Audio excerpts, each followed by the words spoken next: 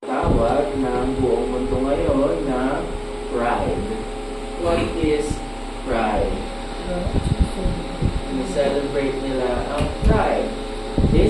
Yesterday, ikaw ng traffic dahil merong gathering doon sa circle.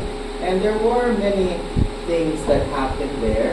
But one of the things that the people there always like to remind people is that we should not judge them. Kasi sabi daw ni Jesus, huwag daw tayo mag-judge. Which is the very gospel reading that we are reading, that we have heard today. Pero nung sinabi ng ating Panginoong Jesucristo na huwag kayong, sinabi ba talaga ng ating Panginoong Jesucristo na huwag kayong manghusga? Kasi kung mabasahin lang natin yung first part ng ating gospel reading, nakalagay doon, judge na. Pero if you were to elaborate further, ang sabi sa atin ng ating gospel reading, can the blind lead the blind? Ibig sabihin, ang makasalanan ba pwedeng mag-lead sa makasalanan din? No? Ano pa sabi ng ating Panginoong Jesucristo? A disciple is not above his teacher. So Christ recognizes authority and recognizing sin. Why? Kung sinabi na wag mo raw tanggalin yung sodas doon sa mata ng iyong kapatid kung meron namang malahing nakalagay dyan. Pero sinabi niya rin sa uli, first remove the plank from your own eye and then you will see clearly to remove the speck that is in your brother's eye. Anong ibig sabihin nito? Ano ba yung judgment na pinagbabawal ng ating Panginoong Jesucristo and yung judgment na inutos niya na ibigay natin sa ating mga kapatid? Judgment when it comes to condemnation, na nandito yung context, condemn not and you shall not be condemned. What is forgiveness and what is judgment in the context of the Christian, especially in the early church? Maraming mga pastor at mga ngaral ngayon sinasabi na pag pinatawad mo daw yung kapatid mo o pinatawad mo yung kaaway mo, kailangan daw yayakapin mo siya, kailangan daw wala nang masama sa loob mo, kailangan hindi ka gagalit. When forgiveness in the context of what Christ is telling us has nothing to do with feelings. Pwedeng busit at galit na galit ka pa rin sa tao kahit pinatawad mo na siya. Because your anger does not affect forgiveness. What is forgiveness in the context of the ancient world? Hindi yung world natin ngayon that is full of emotion. Dahil sinulat ang ating banal na kasulatan ng ancient world, we should go by the context of what the ancient world says. What is forgiveness according to the ancients? Hindi nga forgiveness yung word na ginagamit sa mga lumang translation ng Bible. What is it? Ano ginagamit? Pardon. What is pardon? Pardon is a legal term. Ibig sabihin ng pardon, may karapatan ka na patayin yung taong to. Meron. Full legal rights na patayin ang taong to. Pero hindi mo ginawa. That is forgiveness. It's not about your feelings. It's not about wala ka ng galit sa tao na to. It's not about, pwede mo na siyang makita nang hindi ka nasasaktan. That is not forgiveness. Forgiveness is, may karapatan ka saktan itong taong hindi mo ginawa. That is forgiveness. And so, when Christ tells us to forgive, He is saying, yes, may karapatan ka na saktan itong taong ito kasi ginawa ka nilang kasalanan eh. Pero hindi mo ginawa. And yan yung ginawa sa atin ng Diyos. God has every right to destroy all of us. God has every right to punish us and send us to hell. Pero hindi niya ginawa. Justification. You are pardoned of your sins. Forgive us our debts as we forgive those who have debts against us. Diba? May utang ka, pwede ka dapat maningil, pero hindi ka na lang naningil. That is true forgiveness. But many pastors and many priests today like to burden people with the burden of emotion. Kailangan daw wala ka ng galit. Kailangan daw wala ka ng sakit para masabi mo na ikaw ay forgive, na ikaw nakapagpatawad na. na pag hindi mo nararamdaman yung satisfaction ng forgiveness, hindi ka rin mapatawaran ng Diyos. That is not what the Lord said. Emotion has nothing to do with judgment and forgiveness, for example. Kaya when it comes to judgment, then iniisip ng mga tao na pag sinabi na ginajudge natin sila, nagalit tayo sa kanila, it has nothing to do with that. Yes, pwede kang manghusga na meron kang galit sa puso mo, pero you can do that with no emotion whatsoever. Because judgment is basically saying what is right and what is wrong. It has nothing to do with your emotion. Same with forgiveness, has nothing to do with emotions. Love also has nothing to do with emotions. Love is action. Forgiveness is action. And also is judgment. It's all action. When you say that something is wrong, immediately you have already judged. When you say that something is right, that means that you have already judged. So, ang sinasabi ng ating Panginoong Jesucristo, huwag kang mag-judge kung di mo alam kung ano yung sinasabi mo.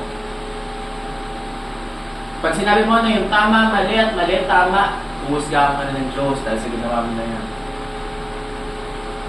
So, when people say that we shouldn't judge, we shouldn't judge what they're doing, they are saying na they're saying na only God can judge me. What are they saying?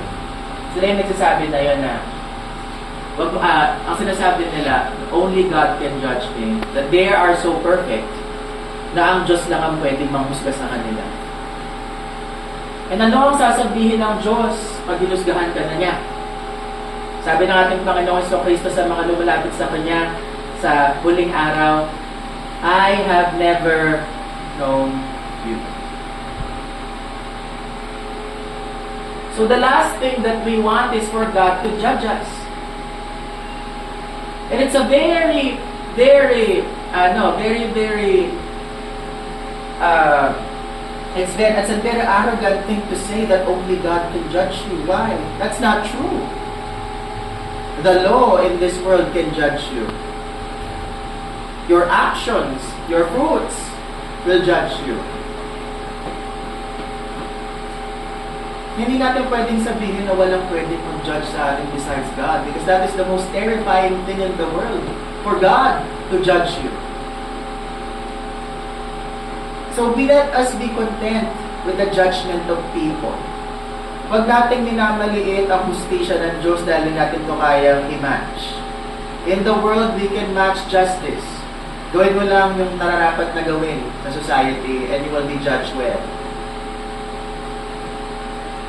So let us not justify using this verse to say na hindi dapat, ito ay hindi para doon sa nagja-judge. Ito ay para doon sa gina-judge. Hindi pwede na iniisip natin na mercy, judgment, and forgiveness has anything to do with emotion. We shouldn't think that this verse justifies not saying what is right and not saying what is wrong. It is only saying that in the whole scope of things, hindi mo pwedeng sabihin na ang kahit sino ay mapupunta sa impyerno dahil sa ginawa nila. That they are, period. Big J judge, period. Impyerno ka na. Pero this has nothing to do with saying mali yung ginagawa mo, hindi tama yan, kasuklam-suklam sa Diyos yan. And this goes far beyond yung sinasabi nila kahapon na pride. The reason why people in those places seem to feel marginalized is because people don't judge enough. Ang simbahan, yung mga taong yun lang yung ginajudge. Sinasabi na sila lang yung mali. Ay, yan, mali yan, sa demonyo yan yung pride. Pero yung mga tao na talagang merong ginagawang mali, tulad yung mga tatay na iniiwan yung mga anak nila, bakit hindi sila ino-ostracize ng simbahan? Bakit di sila binubuli ng mga pare, yung mga ganong klaseng tatay? Yung mga nambababae, yung mga iniiwan yung pamilya, yung mga nagpapa-abort, nagpapadaglag, bakit hindi sila i-marginalize ng simbahan? Nagpo-focus sa isang group, kaya tuloy, sila yung umaalis sa simbahan. It's not because there is too much judgment in church that people go, it's because there is too little judgment, too specific It has to be fair. It has to be all there. Lahat kayo makasalanan. Lahat kayo karumal-dumal. Lahat kayo nakakadiri sa harap ng Diyos. Hindi lang yung isang group ng tao. Because judgment like this is what brings us back to repentance. If we marginalize a single group, they will think na sila lang yung hindi mahal ng Diyos. Sila lang yung i-judge ng Diyos. So it has to be spread out. You are a sinner. All of you are sinners.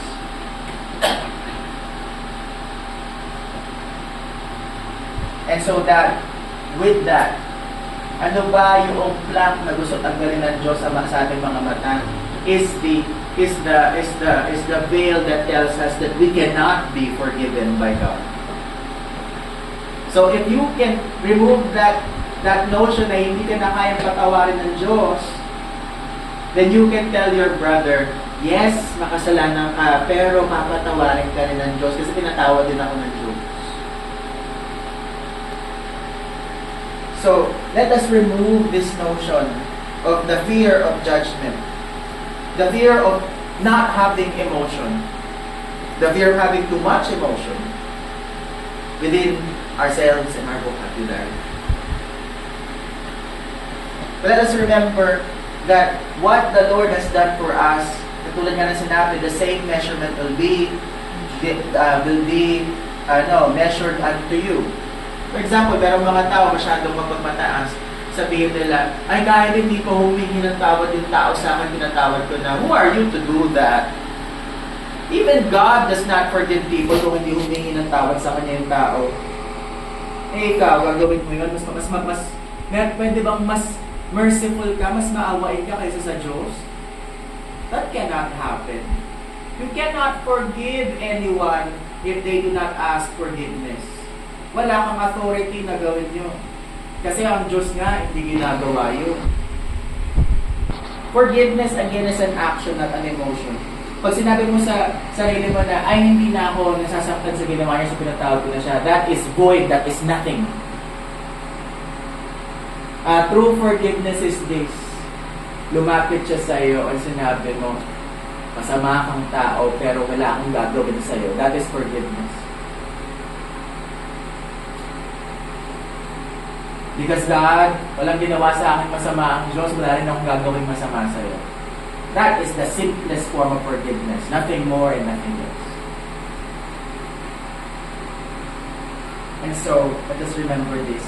In this day and age, when these words are completely forgotten, misused, and confused, let us not put new meaning to ancient concepts and ancient words. May the peace of God which passes all understanding keep your hearts and your minds in Christ Jesus our Lord.